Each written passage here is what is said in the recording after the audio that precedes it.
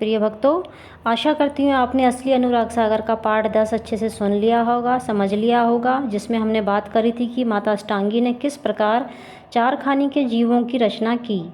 अब हम पाठ 11 में आगे जानेंगे कि काल निरंजन ने 84 लाख योनियों का खेल किस प्रकार खेला, हमारे साथ किस प्रकार चालबाजी की।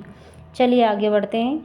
कबीर साहब धर्मदास को बताते हैं आगे, धर्मदास, यह काल निरंजन की चालबाजी है जिसे पंडित काजी नहीं समझते, और वे इस भक्षक काल निरंजन को ब्रह्मवश स्वामी भगवान आदि कहते हैं और सत्य पुरुष के नाम ज्ञान रूपी अमृत को त्याग कर माया का विषय रूपी विष खाते हैं। इन चारों अष्टांगी ब्रह्मा विष्णु महेश ने मिलकर यह सृष्टि रचना की और उन्होंने जीव की देह को कच्चा रंग दे दिया।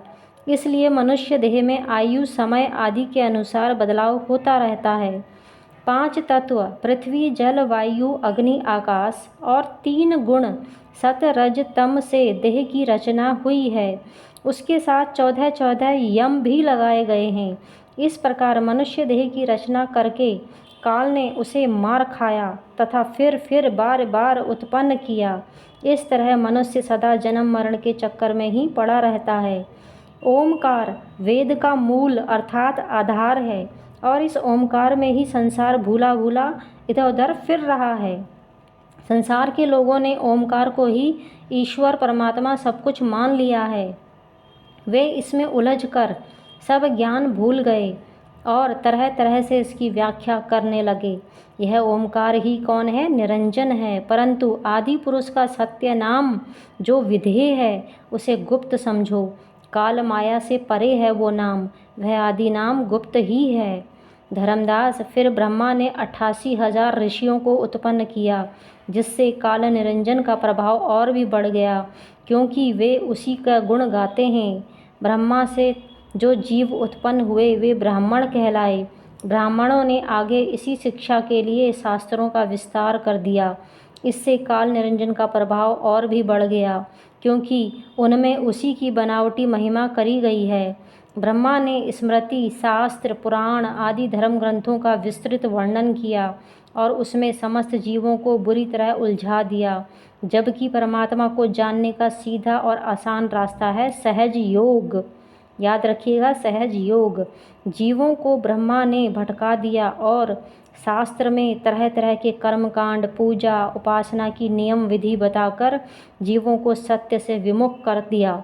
भयानक काल निरंजन के मुंह में डालकर उसी अलख निरंजन की महिमा को बताकर झूठा ध्यान और ज्ञान कराया। इस तरह वेद मत से सब भ्रमित हो गए हैं और सत्य पुरुष के रहस्य को नहीं जान सके। धर्मदास, निरंकार निरंजन ने यह कैसा झूठा तमाशा किया, उस चरित्र को भी समझो। काल निरंजन जो कि तुम्हारा मन ही है, आसुरी भाव उत्पन्न करके प्रताड़ित जीवों को सताता है। देवता ऋषि मुनि सभी को प्रताड़ित करता है, फिर अवतार दिखाकर अपनी ही महिमा करवाता है और तुम्हारा रक्षक बन बैठता है, जबकि सबसे बड़ा भक्षक ये खुद है।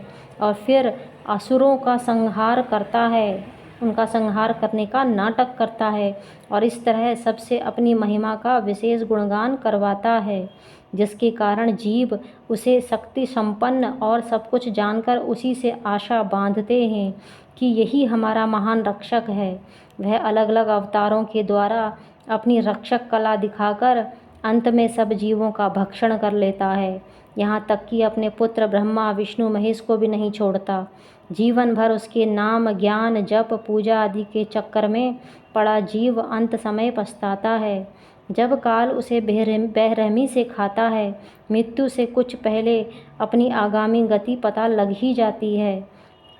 सत साहिब सत साहिब सत साहिब। आज के लिए इतना ही।